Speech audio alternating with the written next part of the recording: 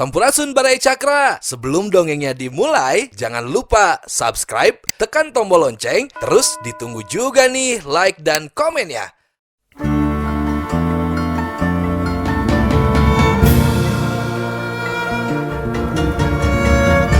Baraya Cakra, parantos waktosna 80,5 FM Radio Cakra, midangkeun dongeng Sunda Dora-Dori.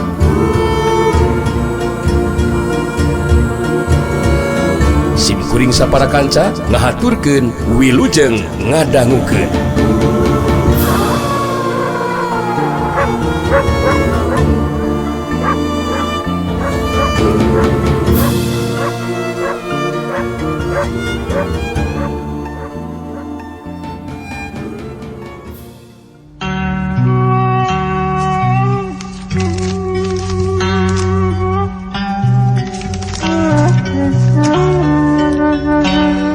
Jaka Sinangling jadi ngarahuh dina jero hatena.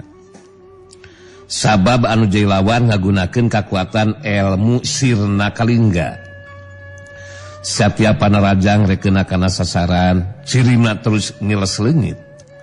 Tapi Jaka Sinangling nyobaan nenangkeun pikiranana bari nekarkeun dina jero hatena. Dirina kudu leuwih waspada sabab anu jai lawan teh ngagunakeun kakuatan ilmu anu cukup ngabingungkeun pikeun Jaka Sinangling dina ngimbangan kakuatan ilmu anu saperti kitu. Sedengkeun Mbah Ragahejo jadi ngarasa percaya diri bakal mampu ngungkulan anu jai lawan. Maneh kudu leuwih ngaroncatkeun kamampuan diri Jaka Sinangling pikeun ngimbangan kakuatan ilmu nu jadi lawan. Ku dewek geus bisa katebak maneh pasira oge bingung ngimbangan kakuatan ilmu dewek. Ayeuna mah tak hanya akal ke diri kuring mah ieu teh Mbah Ragahejo. Naon? Sabab cara tarung anu digunakeun ku Andika ngagunakeun ilmu sirna kalingga jelas mangrupa cara tarung anu henteu nyatria, ngagambarkeun lain tarung jago anu sajati. Mbah Ragahejo ngabantah kana caitaan nu jadi lawan. Ya kangaranan tarung mah bebas ya, rek ngagunakeun kekuatan ilmu naon wae oge Jaka Sinangling bebas.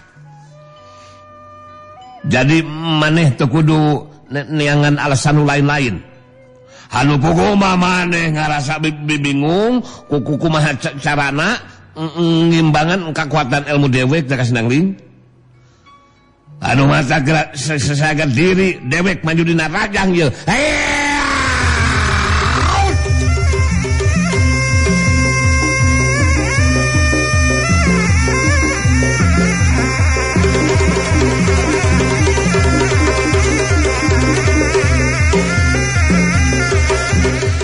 Ragahejo maju di narajang. Jaka Sinangling ngabendung panarajang lawan. Bantrokan kekuatan tanaga lapisan ngariwatan dengan masing-masing lumangsung deui. Sauhiuk keduk deus. Mbah Ragahejo ngahaja mere omer kanu dilawan sangkan ngasukeun panarajang balesan. Waktu Jaka Sinangling ngagunakeun panarajang balesan, jiri Mbah Ragahejo ngiles leungit deui. Sarhiuk pros. Dina kayaan teu katara jirimna harita Mbah Ragahejo geus aya di tukangan badan lawan. Ku kasegetan pangdengeunna Jaka Sinangling bisa nyahueun nu jadi lawan teh aya di tukangeunana. Gancang Jaka Sinangling ngabarikeun badan ka tukang, barang ngabarikeun badan ka tukang tanpa katingali jirimna. Harita panarajang leungeun katu Mbah Ragahejo ngahantem kana dada lawan. Hiuk cubrot geus. Disusul ku panarajang leungeun kenca anu ngahantam iga burung lawan. Hiuk cubrot deui. Jaka Sinangling ngageronahan ka nyeri bari ngabangkieung menurut sababar lengkah ka tukang. Tapi Jaka Sinangling gancang ngajaga kasaimbangan badana terus mancuhkeun di tangtunganana. Mbah Ragahejo nembongkeun jirina deui bari humbar dicaritaan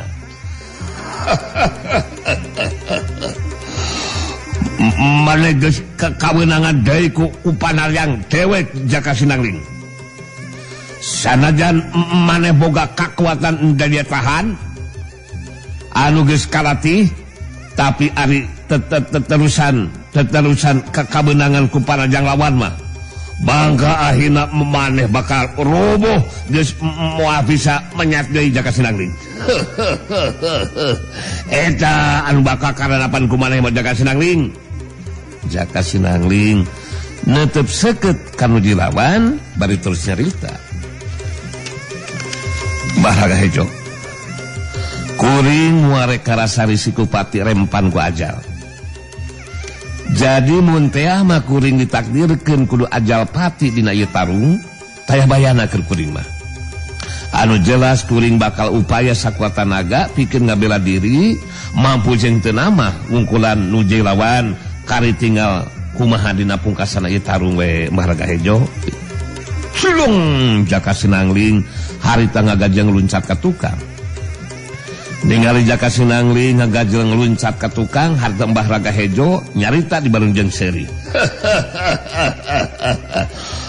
Maneh kalakah ngagajeng mundur ka tukang Jaka Sinangling. Nandakeun maneh ngarasa bingung jeung putus asa.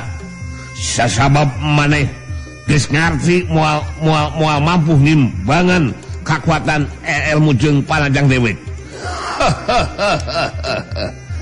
Jaka Sinangling teu malire kana caritaan Mbah Ragahejo. Sabab harita Jaka Sinangling geus nangtukeun sikapna pikeun ngagunakeun kakuatan ilmu pamungkasna, nyata ilmu pancer manunggaling alam. Harita Jaka Sinangling ngawangun sikap sembah di hareupeun dadana. Panon peureum bari musirkeun kakuatan batina. Kisang kalbulung anu merhatikeun kana kaayaan Jaka Sinangling harita kerung bari ngagerendeng ngomong sorangan. Kakuatan ilmu naon anu rek digunakeun ku si Jaka Sinangling teh nya? Sapasang dampaleungeunna ngawangun sikap sembah di hareupeun dada. Panon peureum deui. Tapi aya cahaya bodas anu ipis ngalapis kana tangtungan badana. Aing jadi kaget oge ningali kaayaan si Jaka Sinangling kawas kitu. Leka gunakeun ilmunana nahaon cenah.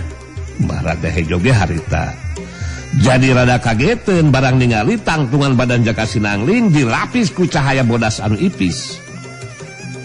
Saterusna cahaya ipis jadi nganelan. Geus kitu jadi gulungan cahaya bodas anu ngapuleun sapasang dampal leungeun anu ngawangun sikap sembah. Mbah Ragahejo anu geus jaga diri pikeun maju narajang harita nyarita ngandung ancaman.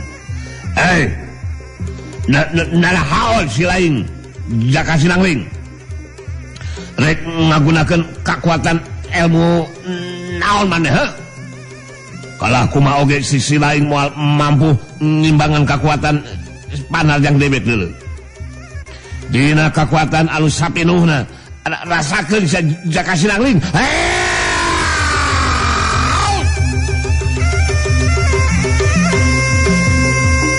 Maju narajang dibarengan ku kayakinan mangsa lawan kabeunangan ku Panarjangna. Mangka Jaka Sinangling bakal ajal binasa. Dina jarak sababa lengkah deui samemeh Panarjang Mbah Ragahejo tumiba kana dadana lawan, harita Jaka Sinangling bentak saterusna ngagerakeun sapasang dampaleungeunna. Gulungan cahaya bodas anu ngapuleun kana sapasang dampaleungeunna. Harita ngablesat, wuss, blesat. Maju rek nemrag kana badan lawan. Mbah Ragahejo kageteun oge gancang ngagunakeun kakuatan ilmu sirna kalingga. Samemeh gulungan cahaya bodas nemrag kana badana, harita ciring Mbah Ragahejo ngiles leungit. Tapi jadi namahan kakagetna Mbah Ragahejo. Sabab gulungan cahaya bodas bisa nyahoeun kana kaayaan posisi dirina aya di mana. Gulungan cahaya bodas muru kalebah posisi tempatna Mbah Raga Hejo.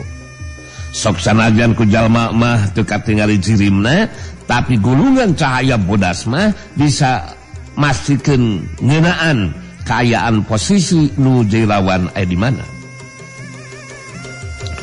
Ningali gulungan cahaya bodas ngablesat, rek nemrag kana badana harita Mbah Raga Hejo ngajerat deui pindah tempat.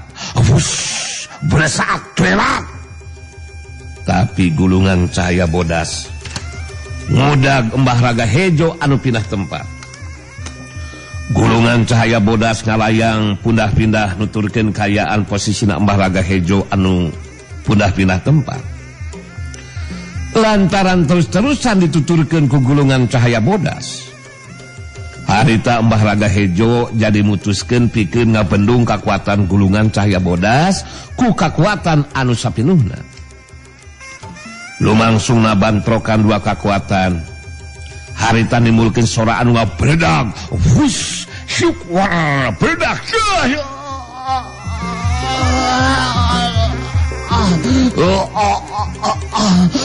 Mbah Raga Hejo ngagero panjang nahan ka nyeri, saterusna ngajengkang ngeleam ka tukang, tina bibirna muncrat ngaluarkeun getih lalamaran.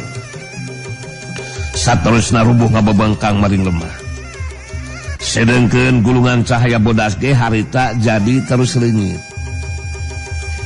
Dina kayaan bari ngagoler ngarasakeun ka nyeri, harita Mbah Raga Hejo ngarahuh dina jero hatena.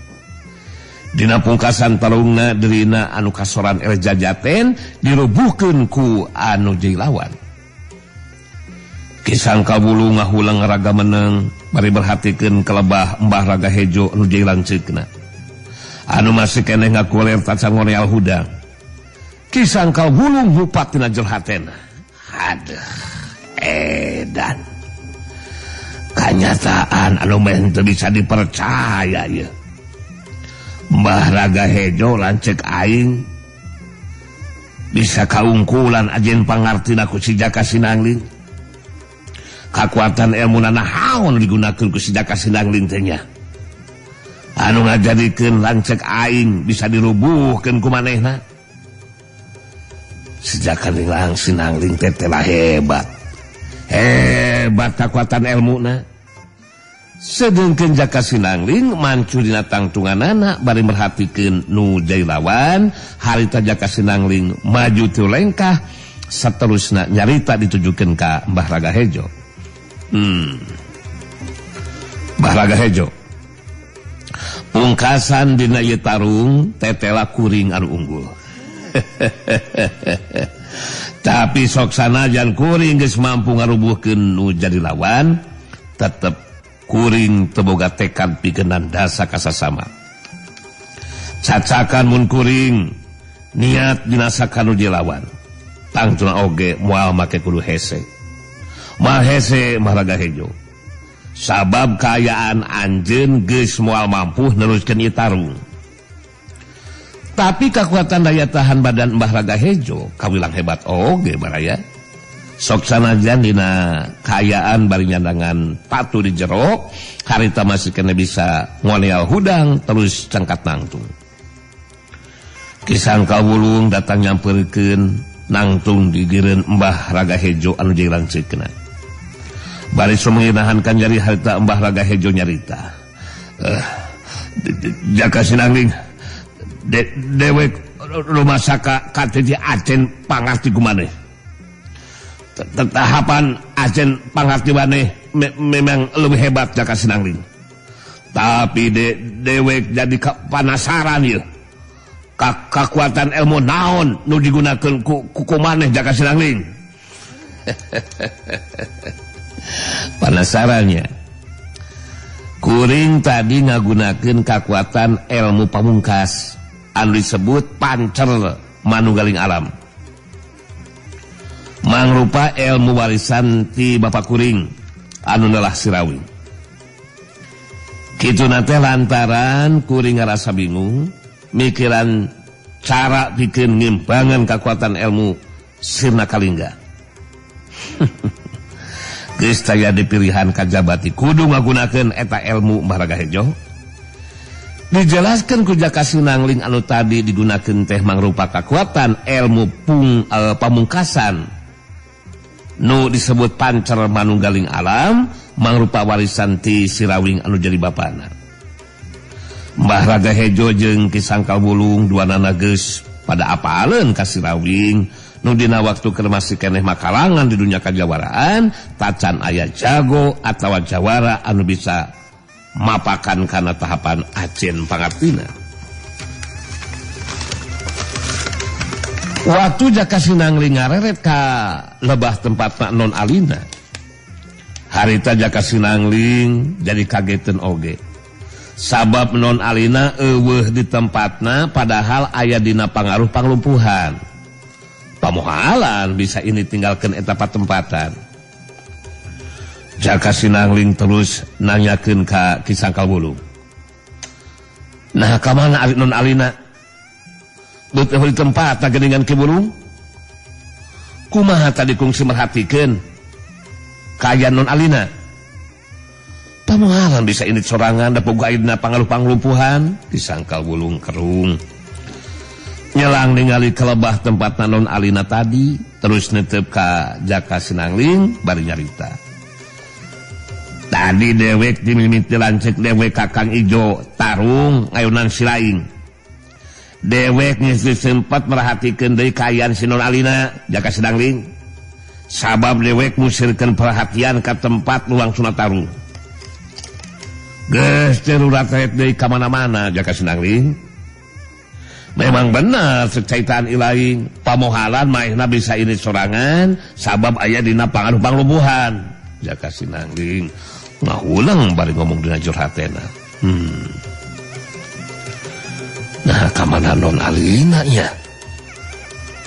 Kangaranan ayeuna pangaruh panglumpuhan sarta non alina jelas moal bisa ngabebaskeun diri tina pangaruh panglumpuhan. Jadi pamohalan mun non alina ini sorangan.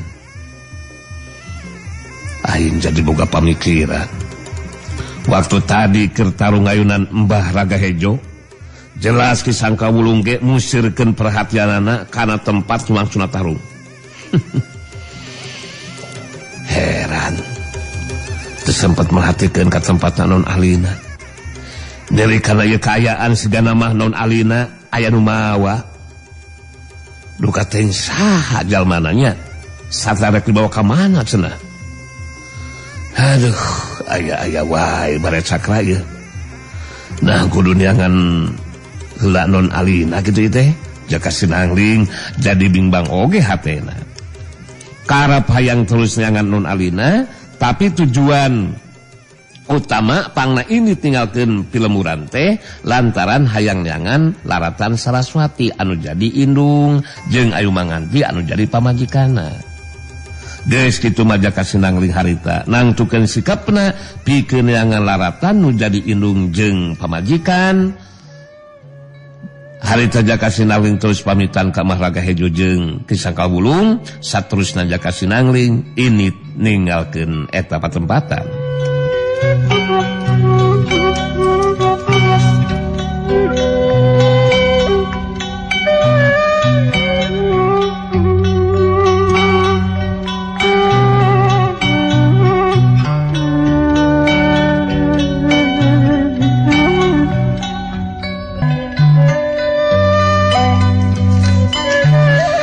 Caturkeun di tempat sejen.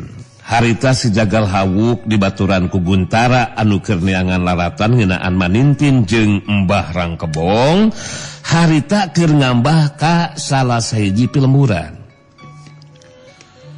Keur jongjon lalempang ngadadak Guntara ngeureunkeun lengkahna. Si Jagal Hawuk sarua ngeureunkeun lengkahna ngaret ka Guntara. Yang hereng tos carita.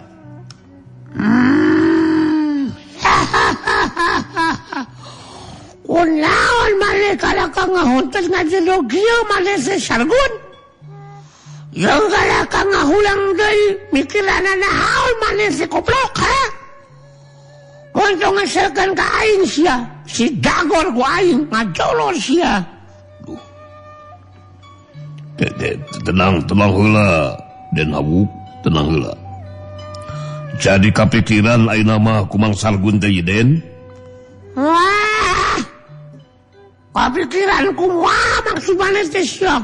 Sargun, goblok. Hasok gancang taitakeun ka aing sia. Jadi nu kapikiran kumang Sargun teh ieu. Ngeunaan kayaan urang anu keur neangan laratan nyaeta indungna Den Hawuk. Ibu Manintin. Jeung Mbah Rangkebong. Jelas urang teh kudu meunang katerangan heula Den. Saleutik gedena oge aya gambaran lah. Kudu ka mana anu dituju ku urang. Sabab urang geus sababaraha kali nanyakeun ka sababaraha urang anu pasaralog jalan baraah bisa mereka terangan Den. Puguh teu apaleun ka Ibu Manintin jeung Mbah Rangkebong ge. Wah, ulah ajar. Manehnya capitna kudu bae gaduh sia goblok. Jadi sok malih kumaha carana ngada urang teh bisa meunang katerangan. Jadi puguh anu ditujuna sia. Hasok jelaskeun ka aing Sargun. Aluh. Jadi maksud Mang Sargun mah kieu Den Hawuknya. Urang teh kudu neangan jalma anu bisa anu boga kamampuan bisa nalawang. Artina boga ilmu panalawangan. Tangke urang tangtu bakal meunang katerangan atawa gambaran ti eta jalma anu bisa teh. Ngeunaan kaya indung Hawuk jeung Mbah Rangkebong aya di mana cenah? Wah, eta pamikiran maneh ka hati ku aing Sargun deui. Tak kitu nya capek manu ka hati anjir. Oh, kawatina waktu ka tukang teh. Maneh jeung aing hapan kunci manggihan. Jalma anu gablek banget bisa narawang. Mun kitu mah urang kudu nanyakeun heula atuh nya. Ya kudu nanyakeun heula. Oh, ngana cawe di lemur. Aya jalma anu bisa narawang teh ya Sargun euy. Tuh, itu aya warung Den Hawuk. Tuh, itu warungnya. Nusel jangeyeng warungnya tuh. Urang datangan we ka eta warung. Ari maneh rek nanaon kana ka jadi ngajakan ka warung teh goblok.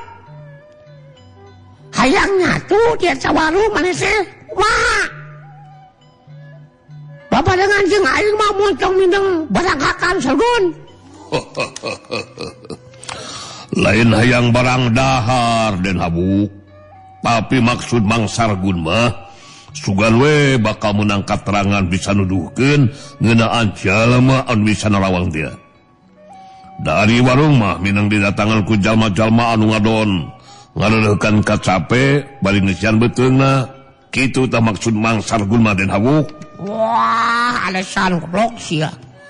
Tapi bener oge cacaitaan maneh teh Sargun euy. Mata kan wawi.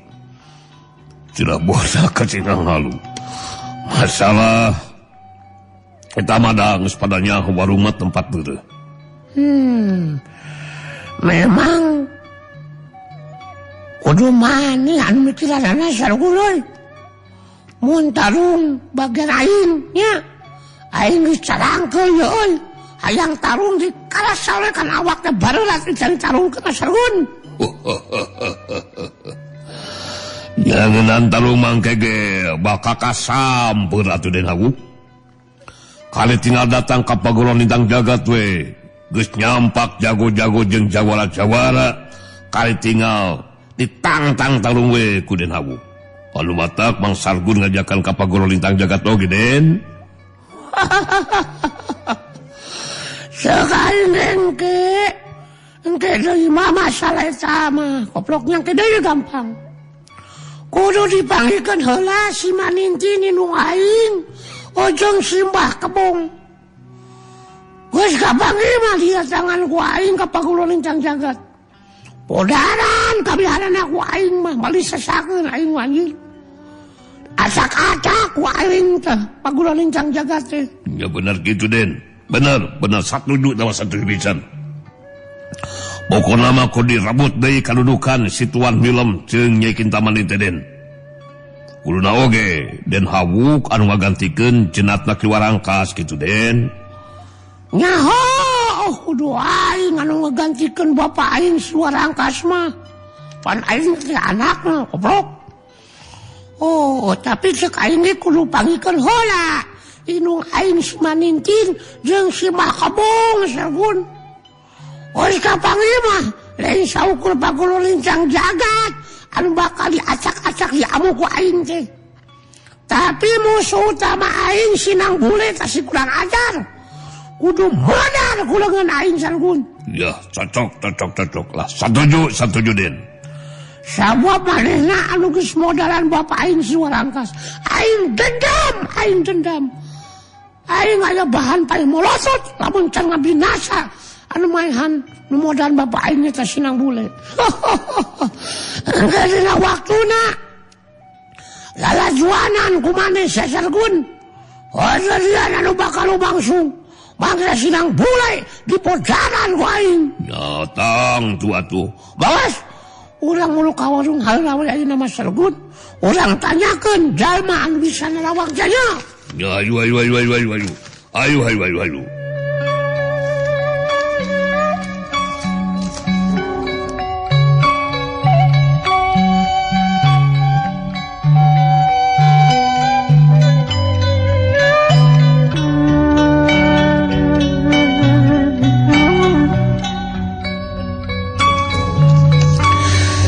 Jagal Hawuk haritanya tujuan kana caitana Guntara. Saterusna harita muru ka warung anu dituduhkeun ku Sugarba. Anu boga warung lalaki pamajikan geus karolot. Harita ngabagiakeun kalatangan si Hawuk jeung Guntara anu dari tina bangku panjang anu aya di hareupeun eta warung. Si bapa warung leuwih teu nyarita. Aduh, hacuran Wilujeng sumpingnya. Bangga lingih. Sing tumanina Agus, Ujang, mangga. Si mawarung milu nyambungan kanan caitan nu jadi salakina ditujukeun ka si Jagal Hawuk jeung Guntara. Agus, Ujang, kumaha rek nyaneut atawa ngalas ieu teh? Wah, aing lain duaan mantang nyebut Ujang sia, nyebutna kudu Den Hawuk sia, goblok. Lamun teu nyebut kitu caplokeun ku aing sahuntu teh. Kayo batur aing montong nyebut Agus Sagarupa. Komo nyebutkeun Jepri mah atawa nyebutkeun Bejo montong Galoren eta mah. Den Hawuk ke Den Hawuknya. Oh, oge kali batur kuring jeung Sargun. Aing duaan memang hayang nyatu. Sok yeunkeun alasna. Bisa diacak-acak kol ieu warung teh. Guntara jeung si Hawuk bari dalahar harita ngajakan ngobrol ka anu boga warung. Anu katinggalina bangun anu kasima jeung sieun ningali kayan si Hawuk. Budak lalaki anu kayana teh sarwa jeung batur. Kulitna Hawuk, buukna saring panon bolotot jeung buringas. Dina ngomongna oge galak jeung kasar. Matak sentar nu gadengeuna. Mulek nyarita nyangereng heula katingali si hungna. Dina kayaan keur kitu harita aya nu datang barat cakra. Dua urang jago ngora anu rek ngadon leureuh bari sakalian dalahar. Eta dua jago ngora teh nilih kana rupa jeung dedegan beut sarimbang. Kitu deui baju wanda jawara nu dipakena. Kitu teh mah teu matak aneh sabab di dunya kajawaraan mah geus teu asing deui katalah Sadawa jeung Saduwu jago kembar Karang Anyar. Duanana boga maksud jeung tujuan reka kampung kahuripan. Katari ku sayembara si Rawing anu jeung leuwih gede hadiahna. Sedengkeun Guntara jeung si Hawuk harita keur nanyakeun jalma anu bisa narawang ka anu boga warung. Guntara harita nu nyarita. Jadi gitu maksud kuring duaan teh mah sugan gitu banyak sugan manyau kacau mah anu bisa nalawang teh mah tapi kudu anu bener anu citu mah nya anu tara mereset kalau mah bener we panawangan lagi itu mah kayak di kepeulan lah keur mamanya syukur-syukur mun jelemana aya di dieu di lembur mah si Mawaru ngahulang sakedeung siga nu keur mikir teu lila terus nyarita. Oh, jadi kitu maksud yang Sargun jeung Den Habuk teh nya. Mah inget ayeuna mah. Aya duaan dulu emak anu kungsi ngobrolkeun ngeunaan eta jalma anu bisa nalawang teh. Ujang. Cek eta dulu emak mah kawirang jitu tara mereset panalwanganna teh. Oke, pokona mah nya. Ari ngaranna teh Pak Unjung Ujang Pak Dumukan teh di kampung Ciujung. Jadi ceuk emak mah cobaan we atuh ditepungan ku Jang Sargun jeung Den Habuknya. Ngadenge kana eta obrolan Sadawa jeung Saduwu jago kembar Karang Anyar jadi katarik perhatianana Sadawa nu harita nyarita ka si Mawaru. Kabeneran mun kitu mama kuring Sadawa jeung ieu Saduwu di dunia kajawaraan mah katalah jago kembar Karang Anyar mah terus terang jadi katarik perhatian oge ngeunaan eta jalma anu ngaran Bah Unjung anu bisa nalawang teh mah hayang ditarawang mah nah kira-kira na kuring duaan bakal bisa menangkan hadiah sembara sirawing gitu. Sabab embaran susulan anu geus nyebar mah hadiahna jadi lebih gede mah. Sanusa hon jadi nanti jago kembar Karang Anyar bisa menangkan eta hadiah sembara sirawing teh mah. Si Habuk ngaret ka Sadawa jeung Saduwu terus nyarita beunjeung nyangereng. Wah, wanesuan hayang menangkan hadiah sembara. Hayang manesuan mah bisa jadi kenyataan gebog. Sabab manesuan kudu bisa modal heula sirawing. Hayang menang hadiah mah. Marane duaan kudu nyaho kekuatan ilmu aing lebih hebat di sirawing.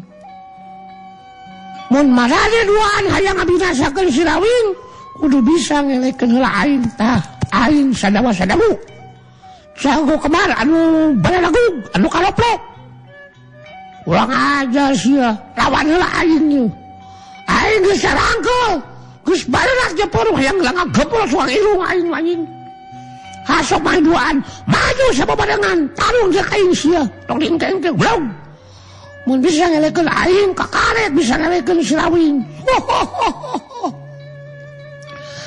Sikap jeung caitaan si Habuk sombong nakeran Sadawa jeung Saduwu jago kembar Karang Anyar puguh we jadi kasinggung meh bareng duanana terus celengkat nangtung tina diukna. Sadawa neuteub seukeut ka si Habuk terus nyarita sombong nakeran si lain Habuk budak kene si lain geus jumago deui sia nganggap enteng ka dewek duaan jago kembar Karang Anyar panangtang si laing bakal dicomponan si Habuk dewek duaan bakal maju barengan deuleu.